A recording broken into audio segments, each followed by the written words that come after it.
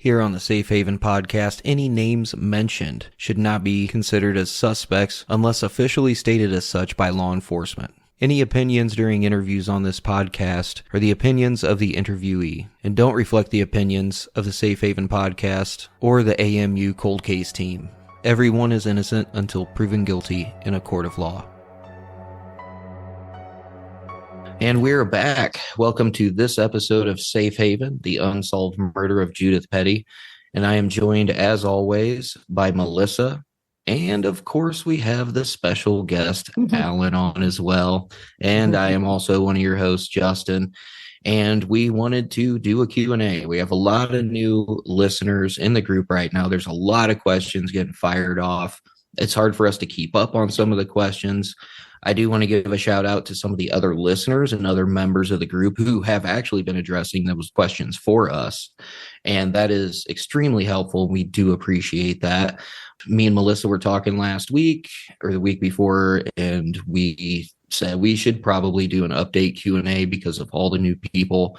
Some of them have some of their facts about the case skewed a little bit. Some of them have a vague understanding of certain aspects. So we all kind of figured this would be a great idea. How you guys doing today? Doing good. Doing good. It's been a minute. I've missed seeing everyone and their faces. Well, I don't know. Alan has, the Cardinals in the background. So I was going to say, I'm an attractive guy, so I'm used to hearing that. Alan, on the other hand, has this Cardinals thing in the background, like his green screen. And me and Melissa are both Cubs fans. By the way, I was joking about the looks thing. Everybody got real quiet and serious real quick. But Alan's screen is atrocious. I do not appreciate that at all. Well, I'm sorry. No, you're not. I know you're not sorry. No, so it's so good to be back and being able to record an episode and put something out for Judy Petty. I know it's been a hot minute, but that doesn't mean things are not happening on the behind the scenes. We can say that there is some things going on that we cannot talk about.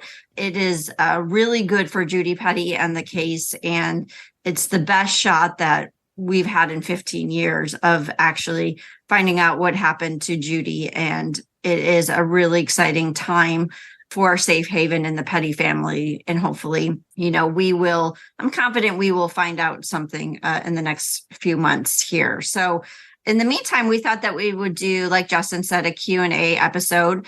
And we have Alan on as always. He's our fire expert. And I know that there are so many people who have questions about that fire, as we all do, because it is so crucial to this case. So we wanted to make sure that he was part of this episode so that he can answer those questions. So what we thought we would do is we took all of your questions that you had recently in the Facebook group, and we went ahead and wrote them all down, and we will do our best to answer them.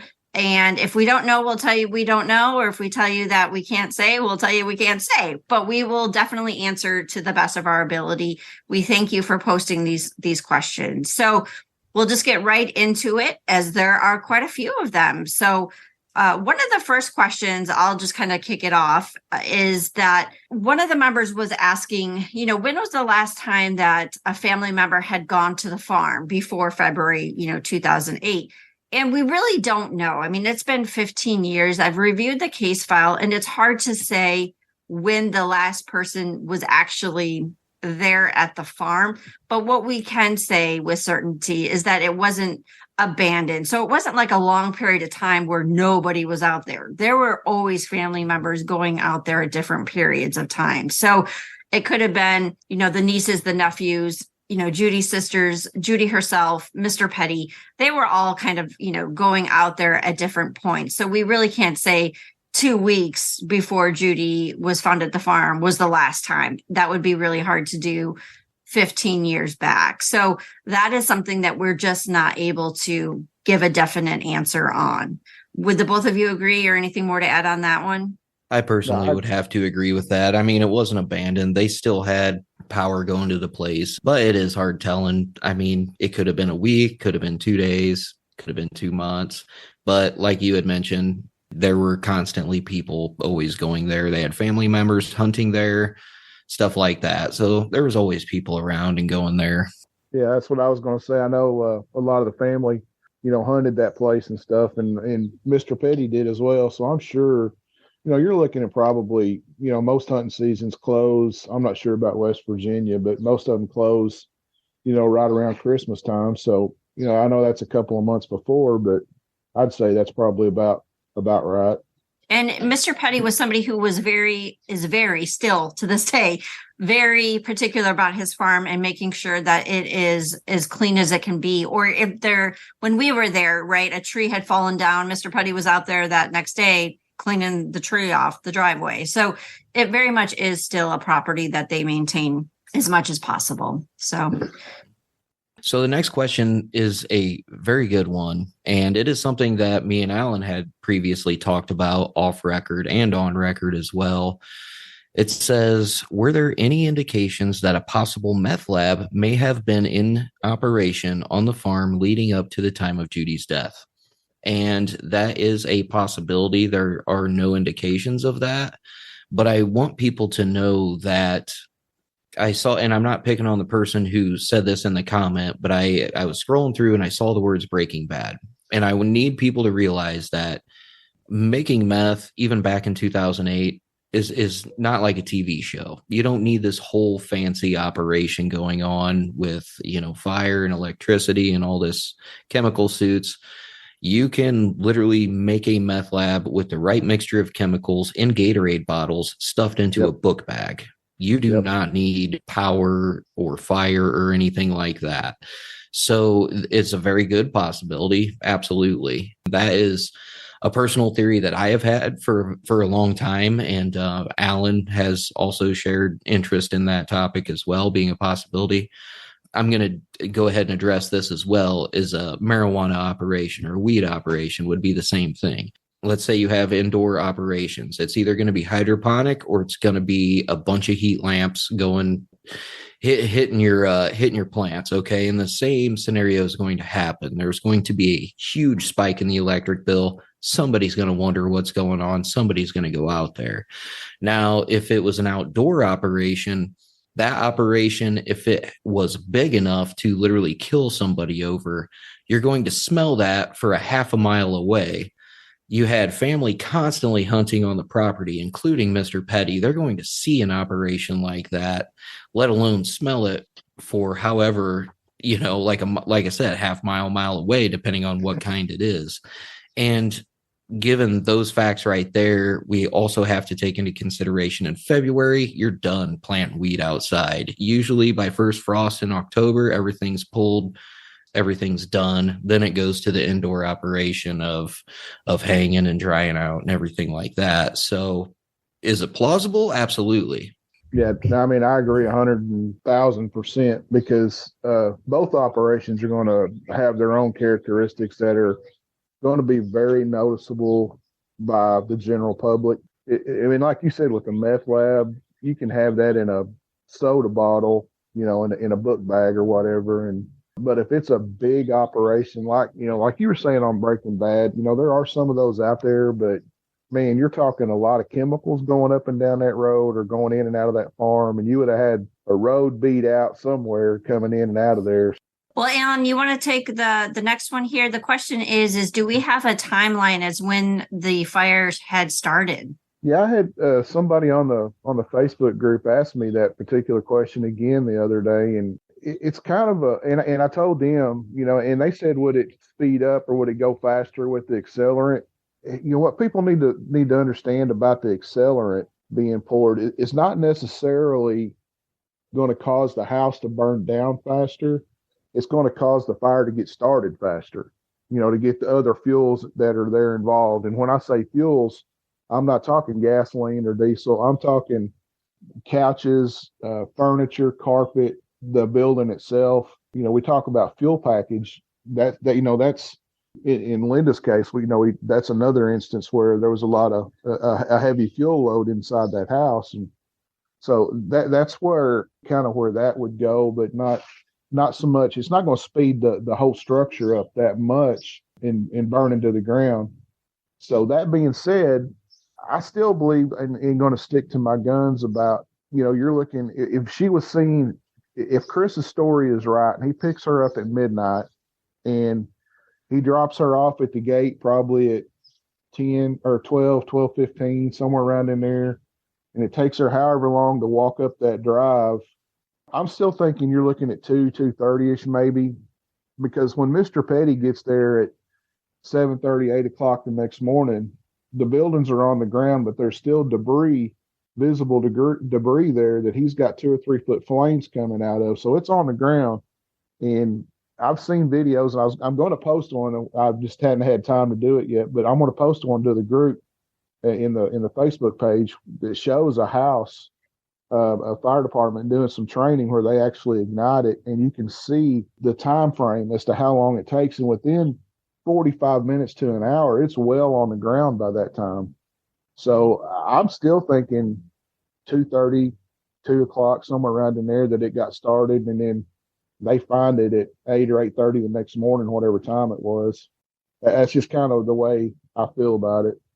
Yeah. And one of the things I think is important to remember is a lot of people were wondering about the time of the fire and Mr. Petty being able to see the fire, or how come he didn't see it? How come he didn't smell it? How come he didn't see those things? Well, Mr. Petty wasn't out driving there at 2:30 a.m. So if it was started later, and based on your kind of estimate and your expertise, you're saying most fires are started early in the morning, right? Which would be 2:30-ish. Yeah, I mean, they're most of them are early in the morning. Sometimes midnight and after, whenever you see most of your arson cases are going to be in that time frame. And the other odd part about that is like during storms and stuff.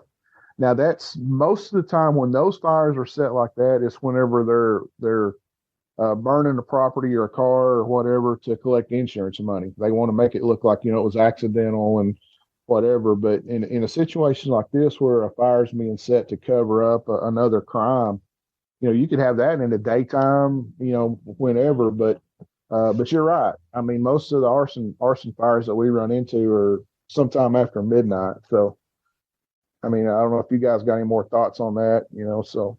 I always have questions. Have questions. So what is and this is a hard one, what is the latest time you think this fire could have possibly been started for it to be at the level when Mr. Petty found it the next day?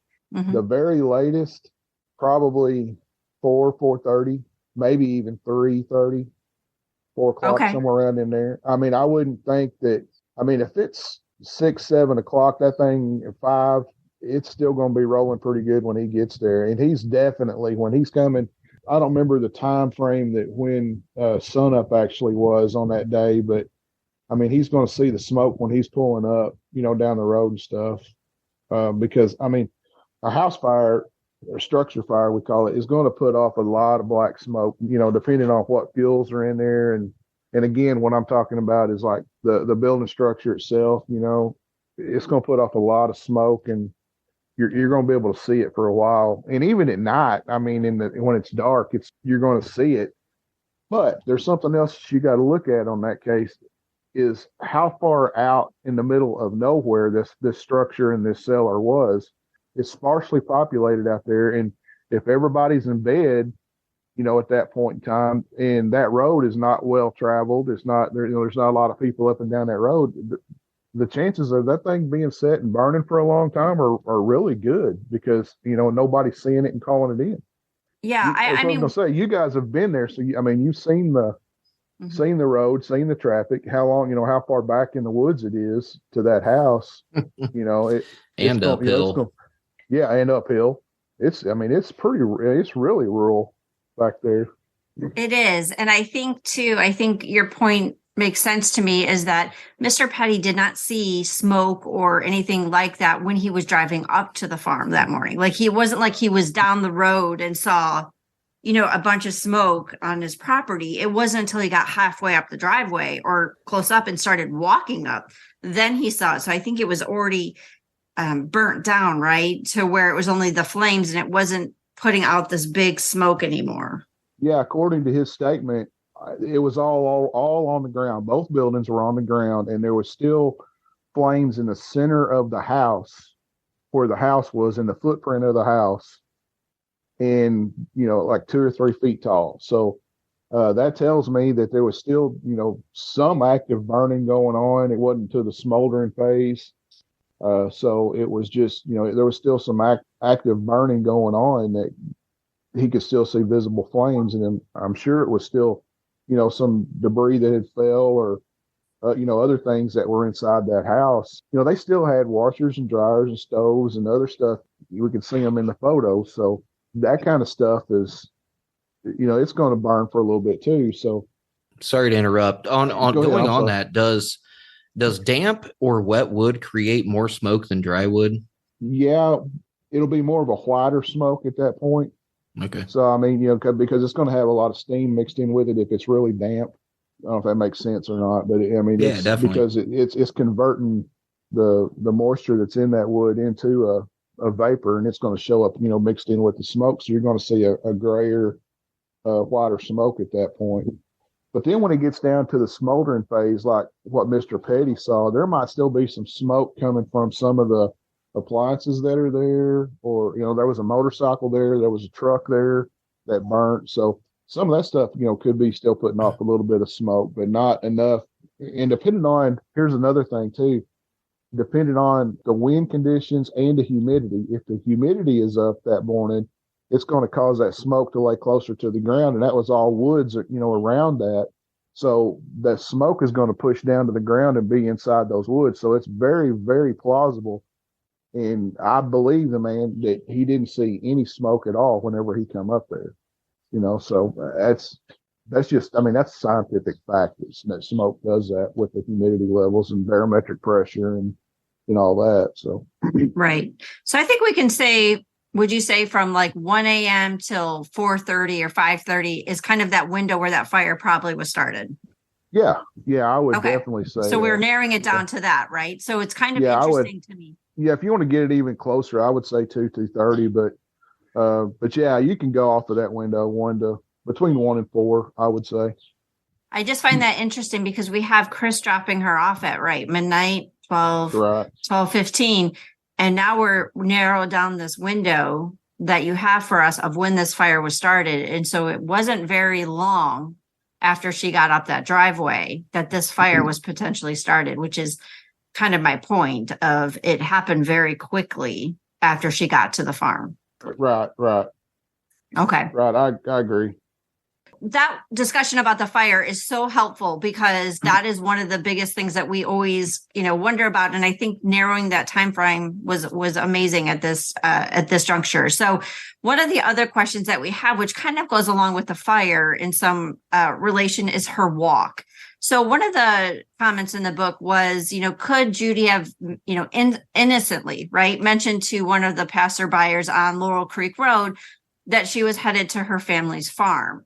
And did any of the passerbyers know Judy or her family? So what we know so far is that she did not mention to any of the passerbys that she was heading to the farm. It was a pretty quick kind of interaction, right? It's kind of like when you roll down your window and you say, "Hey, are you okay? Do you need a ride?" And they're like, no, I'm good. And you're like, okay. And you drive off, right? There did not seem to be any kind of long conversation with Judy when they asked her for a ride. None of that is reflecting in the reports. And also when Doug went back and talked to these witnesses, there wasn't anything more about, oh, well, she said she was walking out to her family farm or anything like that. It was just more of it was so odd, as we've all talked about, to be out walking at that time of night on those roads that they just were like, "Are you okay? Do you need a ride or anything?" And Judy said, no, she's fine. So I would have to say that most likely she did not mention that she was heading out to the farm. And I don't know if she really thought, if she knew where she was really going. I mean, she could have just been walking and heading in that way, but not enough to say to like, "I'm going to my farm," right? She was a very private person, and I don't think she would have given that up anyway. Just kind of my own theory. Guys, I was going to say boys. Gentlemen, do you have anything on that? I mean, speaking of her walk, that has been the focal point for us from day one. Yes. from 110% day one. Yes. And there's so many aspects of that walk. And for the people in the group who I noticed a couple people just can't believe it or wrap their heads around it. We have eyewitnesses at different points in time along the route that she walked. They're all different people. It's not a cover up. You know, these people don't know each other. They were re-interviewed. The ones that are still alive were re-interviewed again and said the same exact thing. They were 99% sure it was her. One of the big questions that we always had was, why is she turning down a ride from a female earlier on in the night when she's further away from the farm, and then picking up a ride from Chris based on his statement later on when she's, you know, a mile away from the farm? And there's so many aspects of that walk that have, like I said, that's been a focal point for us for a very long time. And I know we have a lot more questions pertaining to the walk coming up, but I think you pretty much hit it right on the head, Melissa. It's one of the most boggling questions. I don't know if she was planning on walking out there when she left the library. I don't know if she was just walking in a general direction and got halfway and said, I might as well just go the rest of the way. We don't know what she was thinking at the time. Right. We can sit there and we can speculate on it. We're not going to assume, because that's just counterproductive on our behalf. We have to go on known facts. So we can't sit here and tell you guys what she was thinking, because we don't know. And I agree, Jay. And I think, too, we'll never know. And I think that's what makes this so uncomfortable for so many people, is because you want to know, what was she doing? Mm-hmm. Why? You know, this doesn't make any sense. Most of the time, there's always one part of a case that you just doesn't make sense. It's not logic. And you're like, why is that? Well, we're never going to know, right? Unless, you know, the killer says, well, she told me this, right? We're never going to know in her mind why she decided to do this. The best thing that we can go off right now is that we have eyewitnesses, and we have her out there tracking that pace, and we have her out there with Chris picking her up. So, you know, we can spin our wheels on this all day long and continue to talk about it, but that's not getting us anywhere. Clearly that happened. We don't know why. And so we have to go with what happened after that point that Chris picked her up. That's where we're at this. And I think, you know, everything before that, we're not going to get answers to at this point, because no one's going to really know why. Yes. All we know is that she did. Yeah. She did. She walked. She made that walk. We do not know why. We don't know what was going on through her head. We don't know why she turned down a ride earlier on. We don't know. And nobody does, you know, except for Judith. And like you had said, that's one of the most frustrating aspects of the case. And again, like Melissa pointed out, we can sit here and talk about what she was thinking or why or what. That's treading water. You're kicking your legs, but you ain't going anywhere. So we have to concentrate on the aspects of the case that we do know, and we have to kind of go forward from there. So, and that's why we keep digging for answers. That's why we pulled a bunch of people back in for interviews, you know, because we're trying to find out why. We do not believe, or there has been no mention, I should say, in the case files that anybody knew Judy or the Petty family, because they did not call the Pettys and say, hey, I just saw Judy out walking. You know, there is no indication that these passerbyers knew Judy or the family. How we ended up, how they became known is they called in. So there was the reports of Judy missing. Nobody could find it. It was on the news. It was in the newspaper. Then these eyewitnesses called and said, hey, I saw, you know, her out walking.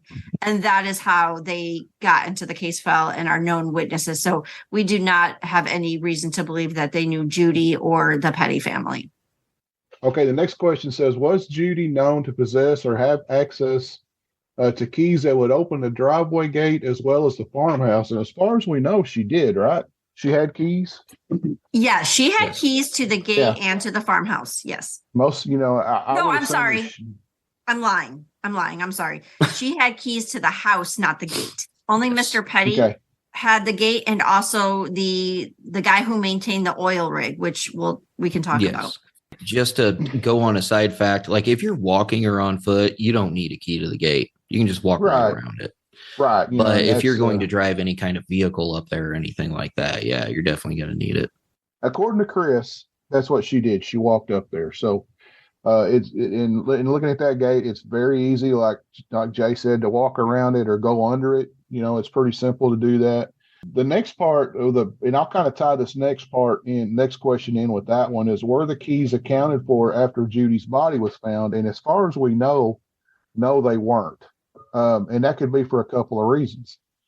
One, whoever the killer was could have taken the keys and disposed of them, took them with them, whatever, or melted in the fire. We know that fire was pretty hot and sat there and smoldered on top of Judy for a good 2 or 3 days. So it is very possible that those keys melted down. Now, if they were steel keys, they would probably still be there. But most of your keys now are Justin, you can correct me if I'm wrong, but because you're a metal guy, most keys now are going to be an alloy of aluminum and something else, right? Yeah, definitely. It's just cheaper. They weigh less because people have more keys for more things now on their key ring. Yeah. It just makes more sense, Yeah, and some keys are brass, so they would, if it's a steel or a brass key, it's going to be there still. It's not going to melt. It would take a smelter to melt something down like that, but it would for the listeners, it would just discolor them. That's the extent of what would happen. They would be charred on the outside. If you scrape the char off, they're going to be discolored. They're not going to melt. Right. And so as far as we know, no, that the keys weren't found. I hope that answers it. I don't know if you guys got anything to add. Newer keys would have, newer keys probably would have melted a little bit easier, but there's no remnants of anything. Yeah, it is interesting, though, that somebody would ask that because they found the steel tips to her boots, and they found, I don't know that they found anything else. And all of us have talked about that, kind of discussed it back and forth, that, she was wearing supposedly a denim jacket. I don't know about buttons or stuff like that, if that would have been in those ashes or not, too. So, what about the zipper? Yeah, I don't know. Zippers usually zippers are just cheap.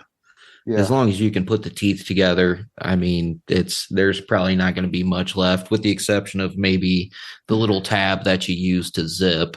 Because I mean, hell, even nowadays, I mean, that's the only thing metal on a zipper. A lot of zippers are plastic now, or super cheap, lightweight metal with. It's not hard and it's not made to last. It's made basically for profit. So the cheapest way you can make it and it functions, that's what they're going to do. So I don't know. I could see the tab maybe being left over, but you're looking for a needle in a haystack at that point. So if we were in a burned out haystack. Yeah. If we were to get a metal detector and go back to the cellar, would you find her keys? If it was, or are we saying that the keys that she probably had would not? You would find her keys. You would find her keys with a metal detector for sure. The very best thing that we could do is go back to that cellar and pull all of that huge stuff, debris that's in there, like those bed springs and all that stuff that's big out, until we get down to where it's just the ash pile or the debris pile that's still there, and then go through it one shovel full at a time and sift build a sifter and sift all of that stuff out and just see what we find. Yeah. It'd be like a legit archaeological dig. Like you just sit there with your tray and go through each little. Exactly. Yeah. Yep. I'm just curious. Yeah, I'm just curious. So the keys were never found, and we do know she had them on her. So she left the house and her purse. She had her purse and the keys were there. So the family were looking for her purse to see if she had the keys, and she did. And one thing to know is that Judy, like I mentioned, she had the key to the house. Okay. So there would be no reason, again, for Judy to be in the cellar when she could get into the home where it would be warmer and shelter. Okay. So there was no reason for her to go down in the cellar. She had a key to the home. Yeah. So, and her purse was never found. And her purse was never found. So the keys could have been in that. That could be laying in a weeded over ditch, off an embankment for all we know. So whether she even had the keys in her pocket or not, we don't know. They could have been in the purse, and the entire purse was never found. So there's that. Right. Yep. Right. So I'll take the next one. It is about James, our friend, who was the bartender that night. So the question was, where does James, the barman, live? Well, I went to his house. Justin and Jen went to his house. Back in 2008, I don't know where James lived. He might have still lived in town. And, could Chris Cutright have been giving James a ride home that night? We didn't hear that he gave him a ride home.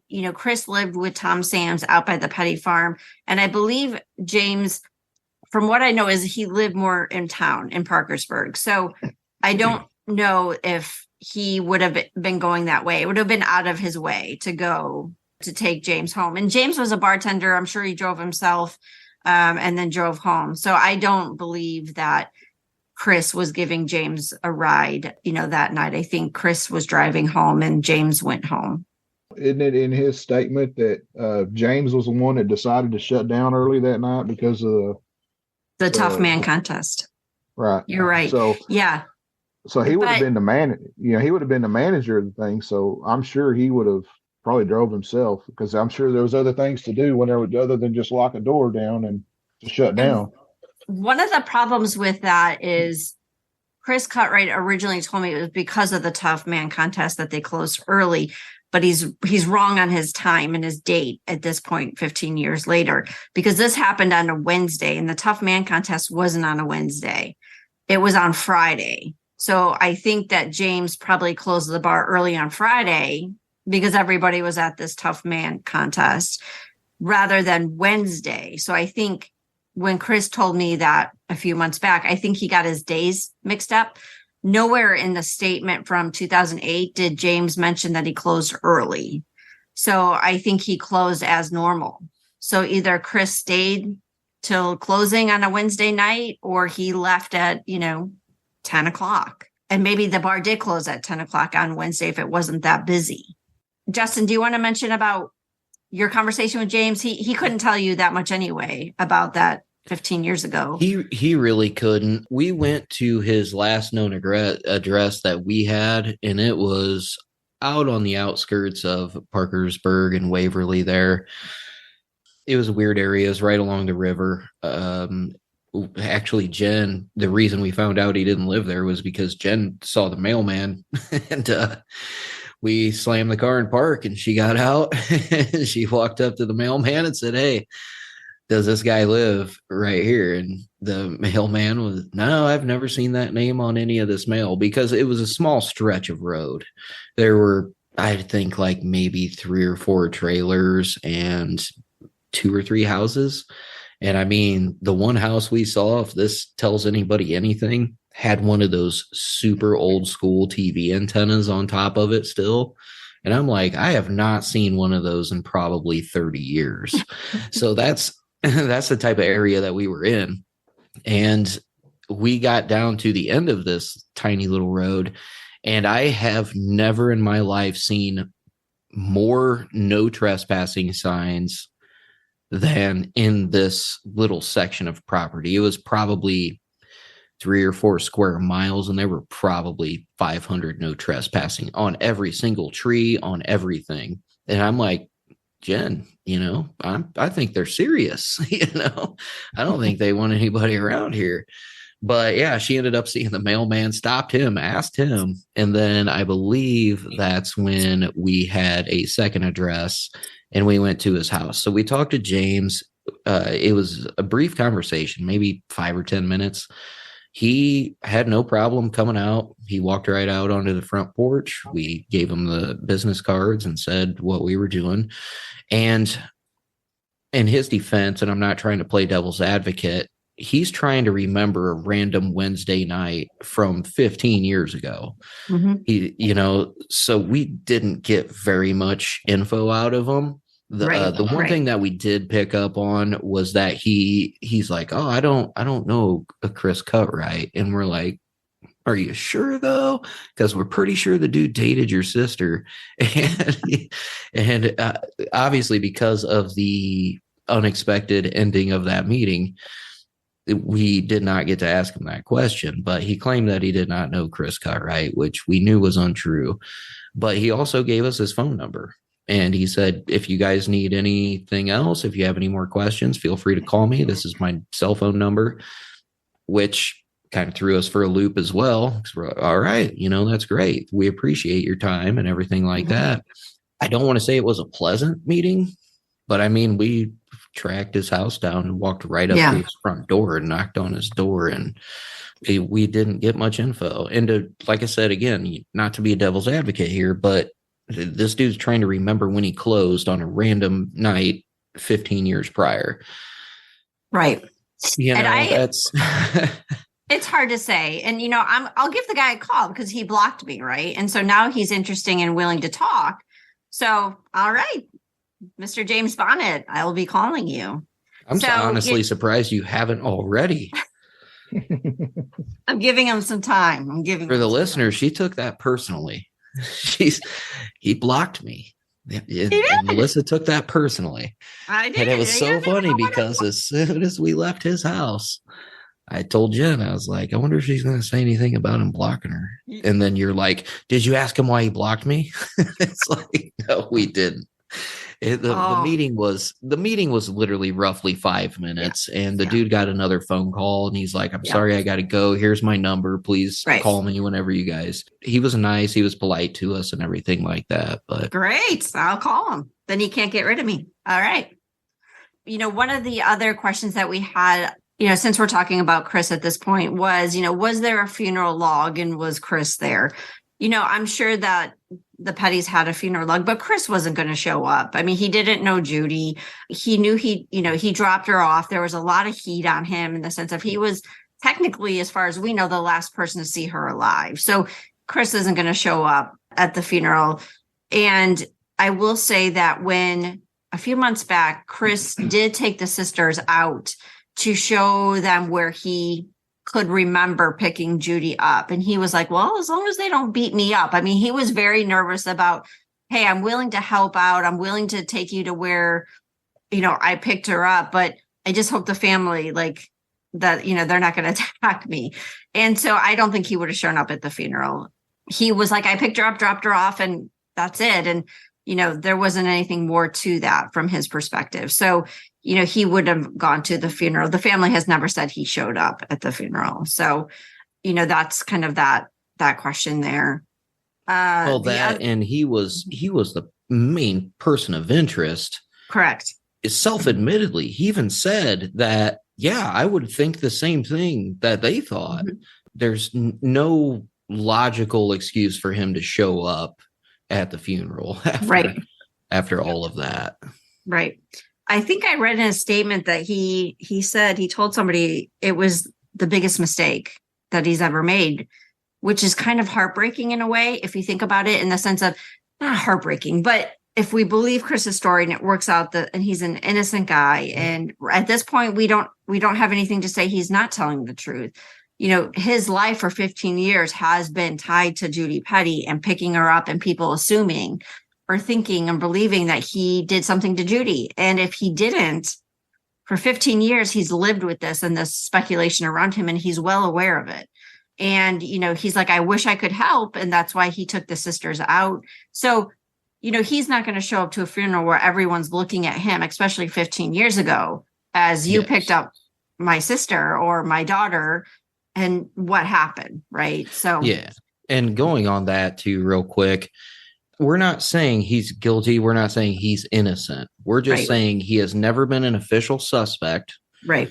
He's never been named a suspect by law enforcement. He is self-admittedly the last person to see her alive that we know of. And he has been very helpful and forthcoming with the family and investigators at this point. So I don't, like I said, again, he self-admittedly said, yeah, I would think the same thing that they thought. What do you want me to say? So he's not going to show up to the funeral. I don't think so either. And I mean, he's taken however many polygraphs and passed them. And he's, there was one question that he kind of was iffy on. Fumbled. Yeah. And I mean, you don't. And he didn't test. It didn't show deception. It was just inconclusive. Right. So. And polygraphs are inadmissible in court anyway. Like, it's a stress test. If I take a polygraph over anything, I'm a fidgety anxious guy. I'm probably going to skyrocket, on all the charts, however that works, but, and he's offered to take more. He sat there and he's like, I'll take however many you guys want. Just let me know. Right. I mean, the logic thing for anybody that's ever, done anything like this is, like he said, he was the biggest mistake he made. I mean, logically, anybody that's ever done anything like this, like I said, the last person to see somebody alive is usually going to be the top suspect, and who's going to get questioned the most, and get raked over the coals the most. And I think this guy has been, and again, I'm not saying he's innocent, I'm not saying he's guilty, but he's put in some dues. Yeah, sure. I think Joan Petty put it best when we were all over at the Petty house, and we told them, how our latest trip went. We were talking to him, and God bless that woman. I tell you what, she is.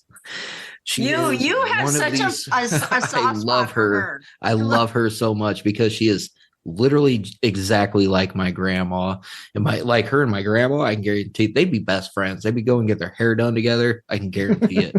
But she had the best point, and she just sat there and she didn't say anything for about 5 seconds, and she looked at us and she goes, "We trust your guys' judgment. If we knew that the wrong person, or we've been accusing the wrong person of this for 15 years and the wrong person went to jail, I couldn't live with that. We want the right person. We want the truth." And that right there is why I have the utmost respect for that woman, because that's exactly what we're about.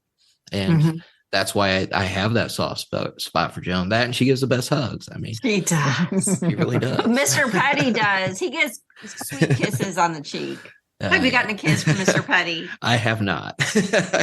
I have not. I saw his 357 though. I did get that.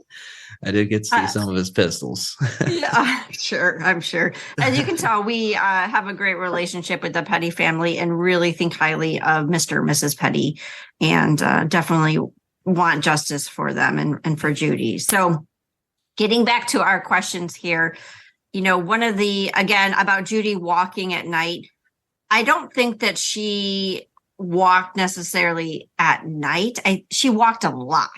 So it wasn't like every night she went out and did like a normal walk. You know how some people have a routine? And I think that's the question here is, did Judy go out and walk every night at like 5 o'clock, right? No, there was no rhyme or reason to Judy's walk. She lived so close to town there in Parkersburg, and she would walk to the Piggly Wiggly. She'd walk to the library. She walked daily, but it wasn't that she walked, at a routine where someone would know, oh, there's that lady out walking at this certain time. She would just be out doing her errands, but walking instead of driving. So there was no kind of routine where Judy would be out walking at 6 o'clock every night kind of thing. Yeah. And, was Judy familiar with how long it would take her to walk to the Petty farm? I'm sure. I mean, it's a 12, 13 mile drive to get out there. And she would often take her grandmother out there, right, on driving. So they grew up there. So she was very familiar on how far away it would be for her to actually walk that. She would often drive out there and grew up there. So I don't think that she wasn't aware of, but again, I guess I'm talking in circles. Again, I don't know if when she started out, if she thought she was walking to the farm. I think she was out walking and then got halfway or realized I might as well just keep going. I don't think her intention from the library or when she left was, I'm going to walk out to the farm.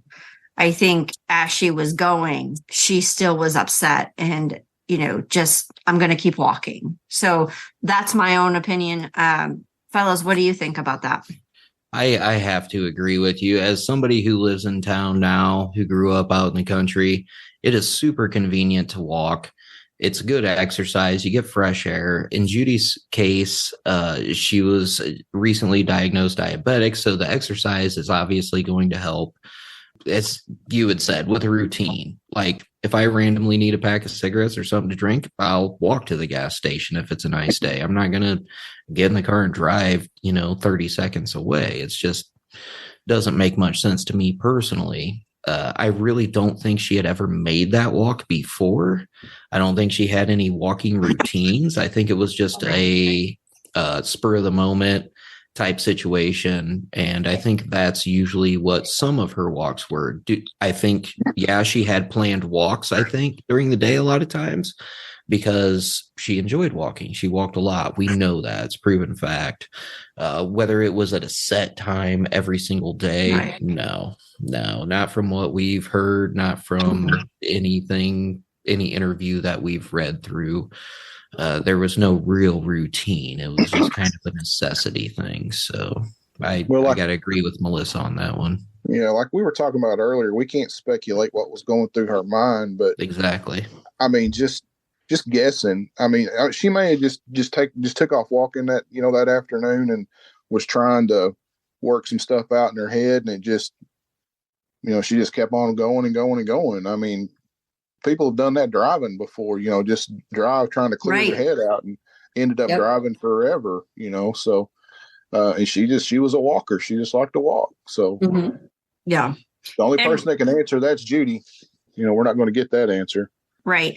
And I think that is what's so hard for people to believe. And again, I want to remind everyone that this day that she was out walking, it was a warm day in Parkersburg. I know that there's been a lot of questions about it being so, cold in February, which normally it is in Parkersburg. But this particular day that Judy made this walk, it was warm in February for Parkersburg. So it wasn't like Judy was out walking in, 20-degree weather.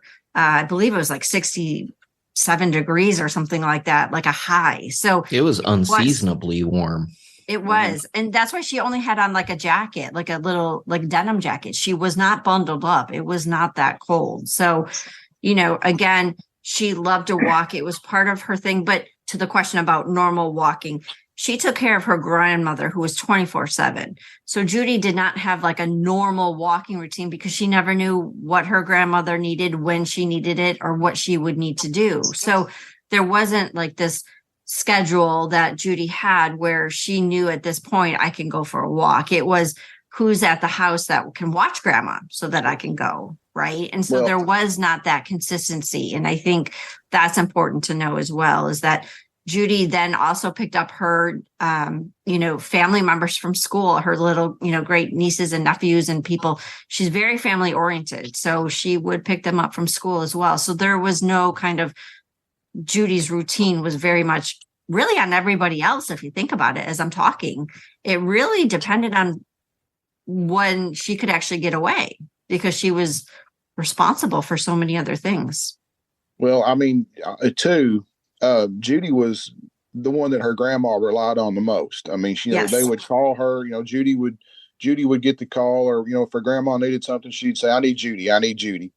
Well, I can tell you, my mom takes care of my dad. He had a stroke several years ago, and I don't think people realize how hard a caregiver's job is and how much stress that's put on them. And she may have known, her other sister and nephew was there, and Yep. Judy may have thought, and here we go speculating again, but she may have thought, hey, they're there. I'm just going to go for a walk, and I'm going to decompress and just get some stress off, and she may have just took off walking.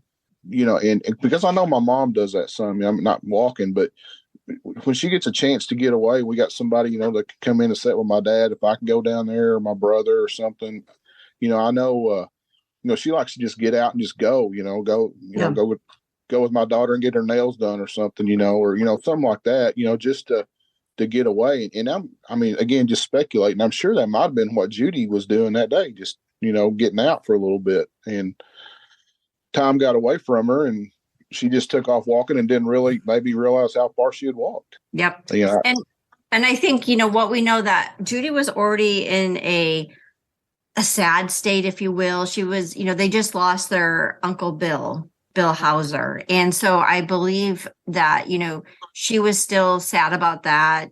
She's very close with him. And so, she was needing time to herself, and her grandma that day was pretty rough on her. That's why, Wanda and James, who were living at the house that time, said, go ahead. I mean, she was like, I'm going to go to the library. So she knew grandma was taken care of. So I'm leaving.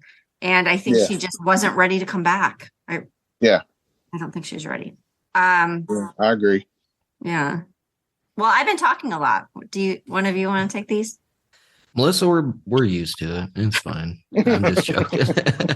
I'm just joking. And I'll just say, like, the next question is like, do we know if Judy was financially supported by her family as compensation for her caretaking duties? And Judy didn't really need money for much. She didn't have really any expenses. Whether she was financially compensated or paid, I am not sure. Melissa, do you know? I don't believe she was. I don't What think so I either. what I know is that she lived at grandma's house probably rent free. It wasn't her grandma's name, Grandma Wilson, and then it went to Mr. Petty. And Judy did not want the house in her name. So Judy collected SSI or disability. So that was kind of her income at that point was SSI. So she did have that as a source of income. But other than that, she didn't do a lot of things outside of the home that would cost money. So she didn't have a steady job at that point. She did. I'm sorry. She took care of her grandma, which is a full-time job. I don't want to diminish that, but an outside source, no, she wasn't compensated for taking care of her grandmother in that way. And going along with that, someone was like, well, did she ever work outside the home? If so, when and doing what? So before moving in with her grandmother, Judy did work at a company called RGIS, and that is where she conducted inventories for a business. So she had lived with her grandmother 5 years prior to her death. So she worked at this company 5 or 6 years prior to her death. So I don't think there's a correlation between where Judy worked and then her death. We're talking 5-6 years in between those two times. So I don't feel like there's a connection there. Does that make sense? Right. Yeah. Yeah. Hey, Alan, what do you think about, was there someone else in the car with Chris when Judy was picked up? Well, I mean, if you go off of Chris's story, no, there wasn't. But we wasn't there and we don't know. I'm not going to say a definite no. There wasn't anybody there, but it's possible. But according to what Chris is saying, he was by himself. Right. That would have been a tight fit in that truck cab. Yeah, in that Toyota. Yeah. I mean, it would have been. I'm doubting it. I'm doubting that there was anybody with him. I think he was probably 100% by himself until he picked her up and then took her to the gate. Right. So I agree with that. He drove a Toyota truck, right? And so it wasn't a huge vehicle. It was a single cab too, I think. I don't even think it was an extended cab. I don't think so. I think it was just a single cab. Yeah, so it really would have been a type. Yeah. So again, according to Chris, we only have his statement. He's saying no one else has come forward and said, hey, I was with Chris. And also when Chris mentioned that he had picked Judy up, again, Chris is the one who brought this up in a bar saying, hey, I think that's the lady I picked up. He didn't say, oh, me and somebody else, right, picked her up. But he kind of self-admitted he did that he picked her up, but he didn't say, oh, me and so-and-so were out going home and picked up Judy. So I think he was definitely by himself. You can look at it a couple of different ways. You could probably say, well, he's definitely innocent. I mean, who would be dumb enough to admit that they picked this person up knowing that they died? And he would, they're incriminating themselves by saying I was the last person to see her. Or you could say, well, he's trying to deflect, he's trying to say, trying to make himself look like a hero complex thing or something. I'll give her a ride, but I don't know what happened to her after I dropped her off. Or like going on the deflection thing, it could have been a scenario where somebody drove by and saw his truck. Exactly. And he didn't recognize the car. So he was like, I better at least say I was there before somebody comes looking for me. Yeah. But honestly, I don't know. I don't see that as a possibility. It's plausible. Don't get me wrong. But from all the things that we've read, from being there, talking to Chris, I think he was alone.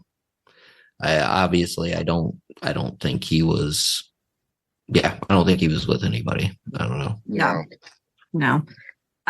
One of the other questions that we have in here is about, did Judy have a cell phone? Even if she did, you don't get reception out there. We all know that. No, you definitely don't. But Judy did not have a cell phone. I know there's been a lot of back and forth. Going back, I had to go back to the case file and double check that, but there is no indication Judy had a cell phone. I know it's crazy. In 2008, people still think that there was tons of cell phones, but not everybody had a cell phone, and Judy did not. And it makes sense to me that she wouldn't, because she wasn't my kind of view of Judy is that she was very much in person, very family. She wasn't like, I need to have a cell phone. I need that. Maybe later she would have, but same with Mr. Petty. You know, he didn't have his cell phone when he went out to the farm. He had to run down to the neighbors to use the phone. Now, one of the reasons is he wouldn't have had reception, but he didn't have a cell phone. So he, ran down and had to borrow a phone. So again, you have two people who didn't have a cell phone in 2008 that we know of. So no, we're not able, I wish we did, but no, we don't have a cell phone that, we back in 2008 that the cops could have done a tracer on and all those great things that we can do now in 2023. In 2008, she didn't have a cell phone to be able to do that. Yeah, so. Well, and two, you got to look at that was 14 years ago, and look at how the technology's increased. We know now the coverage sucks out there. Just imagine what it was in 2008. Oh, yeah. I mean, they've put up several towers and in places, and it's still bad out there. So it is horrible. It is horrible. Like you'll miss like 6 calls. You'll be like walking up the driveway, and then all of a sudden you get like all these text messages. You're like, what's been going on? Like 0.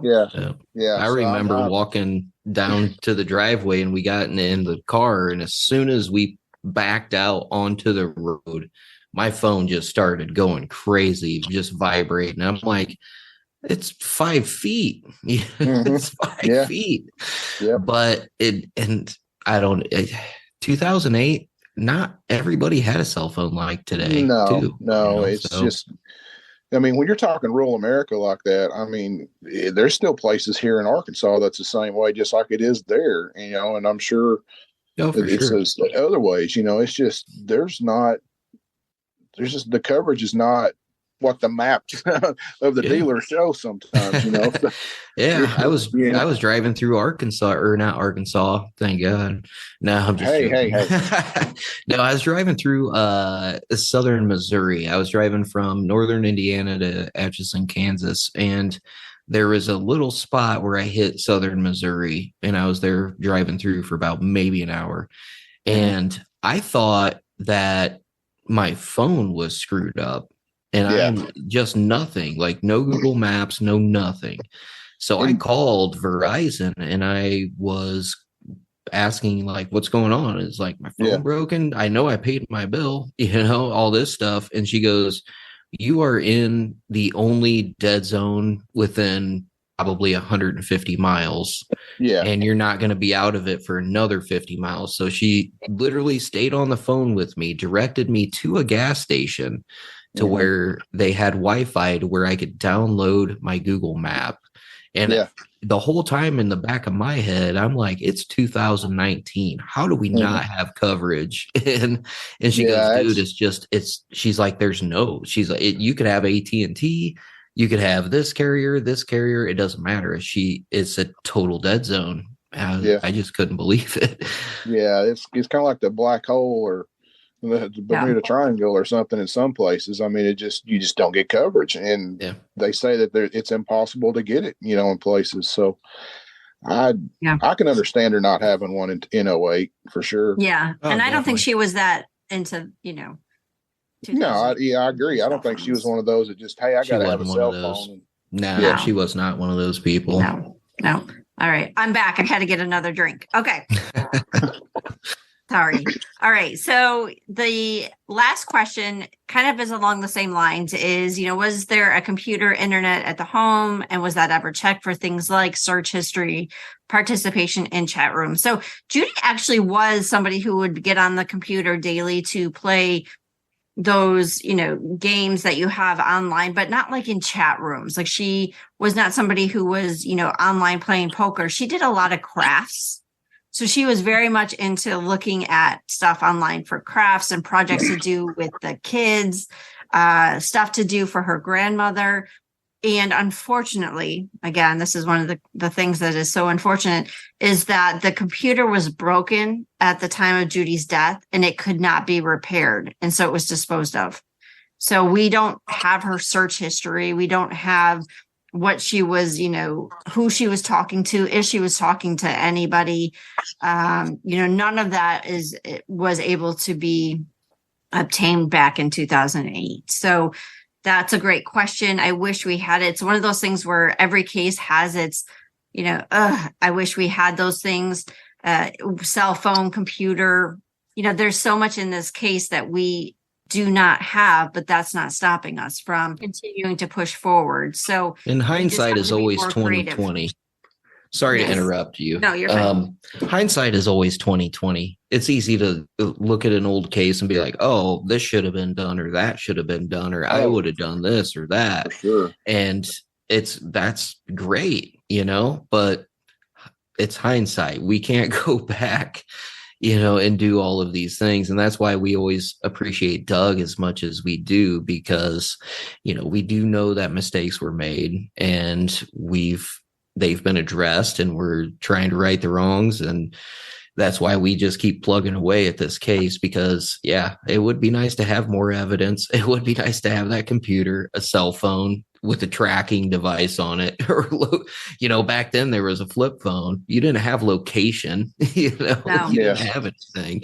So you were still doing that T9 texting, where you had to hit one number like 4 times to get a certain letter, people keep forgetting that, it's, we wish we would have had a lot of things, but we got to work with what we got.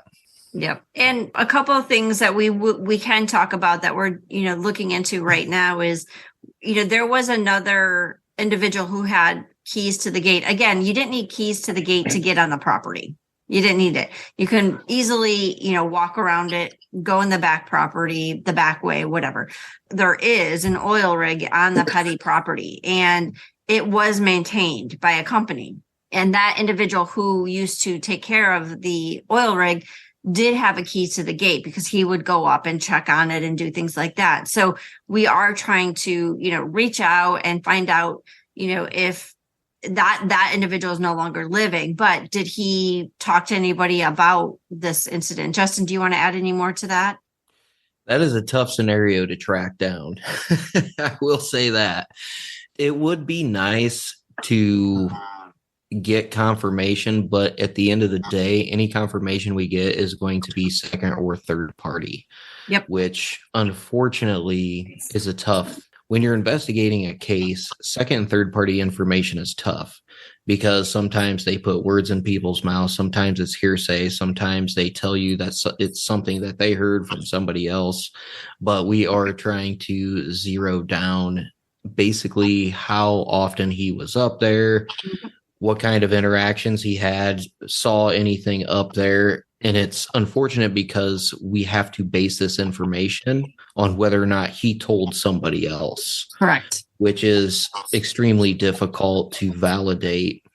So, we're still trying to go down that avenue. It's a tough one, unfortunately, because as I'm sure Melissa and Alan can agree, second and third party information is hard. Yes, the oil company, we do have them. We have the guy who ran or had the oil rig on the property and everything like that. So if we tried to pull any charges or anything on somebody like that, like you said, it'd be hearsay. That alive. It'd be hearsay for sure. Out. So it's you're spinning your wheels at that point. But let's say it is that guy and he's dead, or somebody else that's dead that's died in the in the process of all this in the 15 years since that happened. We know we're not going to get a conviction on it, but we could get some closure for the Petty family. Absolutely. 100%. 100%. There's not, and I think ultimately that's what we're after anyways, is that closure for them, is say, hey, this is exactly what happened to your daughter. Yes, and, definitely. And if anybody out there knows something and the person that might have done this is gone, come forward and say something. You're not, I wouldn't think they're going to get in trouble because you heard it, and it might be some information that we can verify, and say, this is what happened to Judy and this, and this is how it happened, and kind of at least give them some closure, Oh, absolutely. And hearsay is a very slippery slope in the court of law, depending on who testifies in court under oath, depending on who says what, who you heard it from, the context of how you heard it. I've learned a lot about that recently, researching a couple of other cases, and it's a big eye opener. But again, it's a slippery slope. But at the same time, court of law aside, we're just looking for answers and looking for the truth on what happened to Judith. And that's what we care about. So, right. And I think too, a lot of times, especially when you're doing groundwork investigation like this, is not everything is going to, we're not looking for you to go to court and testify. We're just looking for information. And so, the person could be dead, but yet you might have something that leads us to somebody else or some more information, and it leads us down a path. So it's really important that's why we reach out to people and we do things, is because we're just looking for information to help us better understand. So we may not be able to use it in the court of law, let's say, but it's still used because it's going to lead us to where we need to eventually get to.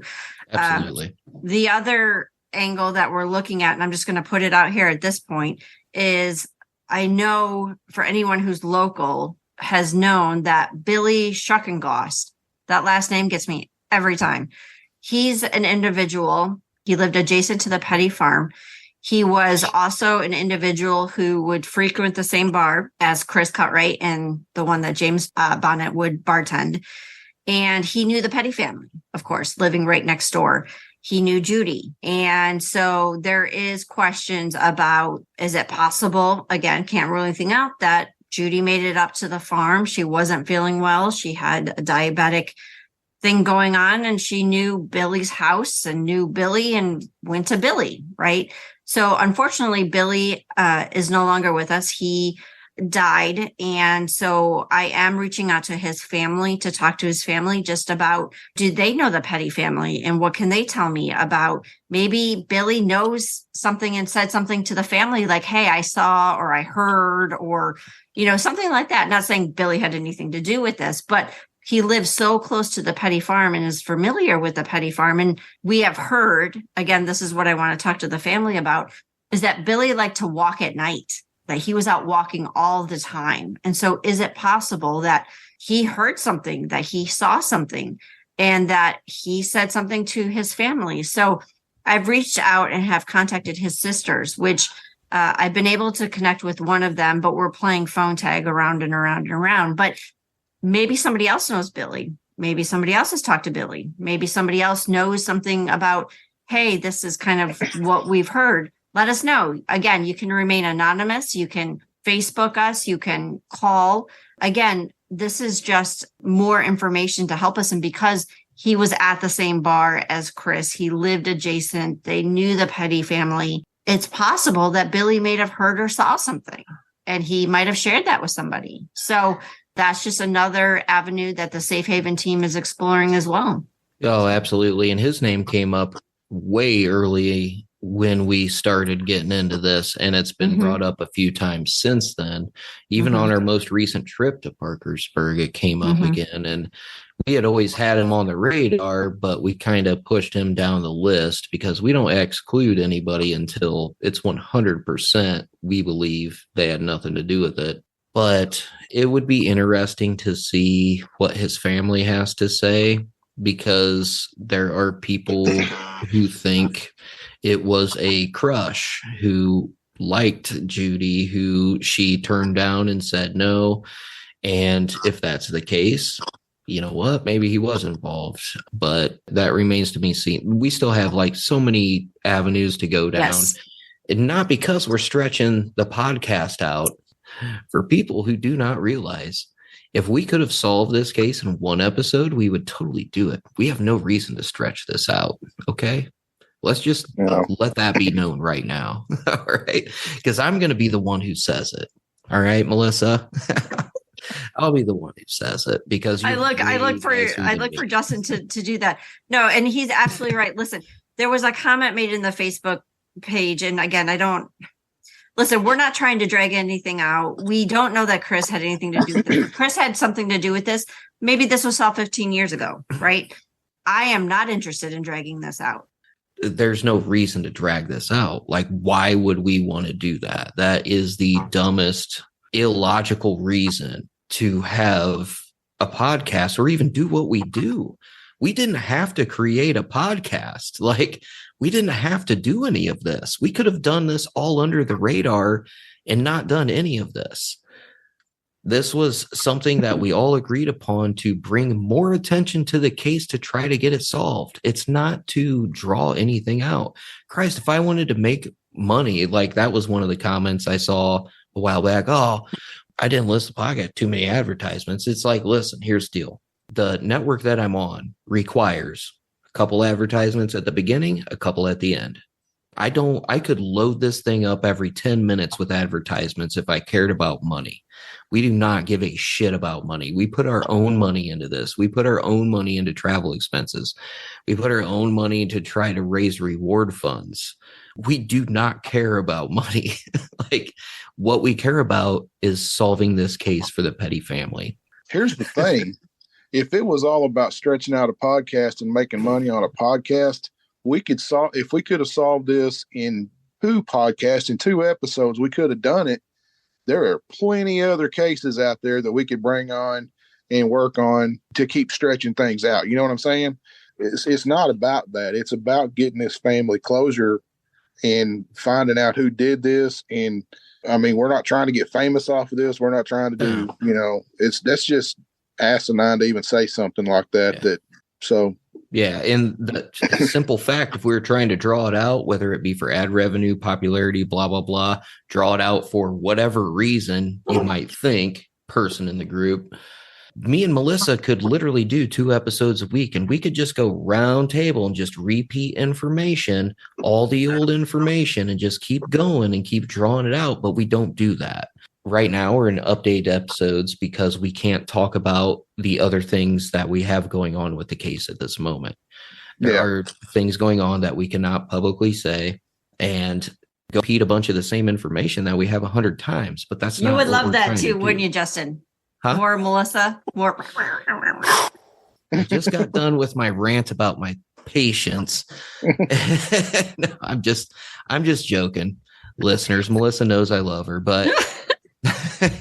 I get on his patient. No, so Melissa's fine, but there's so much underlying things that are going on that we can't publicly talk about. And that's why with the new people in the group, if we were trying to drag it out, we wouldn't do update episodes. We would just keep rehashing the same old information every single week and literally draw it out. Right. And why would I want to get on here and get hammered by 2 Cubs fans over and over and over every day? Yes, sir. Yes, sir. It's so fun to hang out with both of you. We don't want to keep going around that, but please know that that's not our intention. And yes, I was very, I've never gotten so mad at such a comment. There's 255,000 unsolved cases in America alone right now. Mm-hmm. We're not going to draw out one case for any entertainment value or anything like that. The family had to go through a lot of stuff for us to accept the case. So, this is a great episode for us just to kind of reconnect. And like we said, we're not going to keep putting out episodes every week unless we have something at this point. So we've gotten to the part, in investigation of this case where we are still doing things behind the scenes, but it's not something where we're going to produce something every week, to keep things going. But know that when there is an update, when there is something we can share, or because we've had a ton of new people join, so thank you. So many people. We decided, hey, Justin had a great idea. Let's do a Q&A again, because we're getting so many new listeners and questions, and that's fine. So we thought we would all get together again with, Alan and us and try to say, let's walk through some of these questions, but know that we are still working very hard on this case. There's a lot of good things happening. And when we have an update and we have something that we feel like we can share, we will put out another episode. And as we've said before, we're not stopping. We are in the best spot we've ever been in 15 years. a lot of stuff going on behind the scenes again. Hopefully sometime here soon we can elaborate on some of that stuff. Yeah. But yeah, we're not stopping. We haven't like quit. We're still here and we're still bothering people. And we're still talking amongst ourselves almost every day. So Yeah. Yep. Yeah. Awesome. All right. Well, fellas, anything else before we part? It was good seeing you guys again. It has been a while. Yeah, it's awesome. Yeah, even though we talk a lot of trash to each other and Yes. in our chat, but no, it's good being on and updating some of the new listeners and answering some of these questions and getting some things cleared up. Hopefully this helps. If there are more questions, obviously put them in the group. Let us know. Also, welcome all the new members from YouTube. I hope this episode fills you in and gets you more up to date. And yeah, I hope this helped. Alan, anything? Or are you quiet? No, I'm just listening. I'm the lone wolf over here. No, Lone wolf. Just kind of echo what Justin said. I mean, if anybody's got anything, just come out and you can remain anonymous. Just come talk to us. Come, sure. Send any of us a message. Send, it's just somebody out there knows something. It's almost impossible to keep a secret that long, and not that it's a secret, but just come out and help us, and thanks everybody for being, like you said, being on the Facebook page and being on with this and helping out with it. Awesome. All right, fellas. Well, it's been a pleasure, and I guess we'll see you soon. All right. Yep. All right. All right. Talk to you guys later. All right. See ya. Bye, everyone. Bye.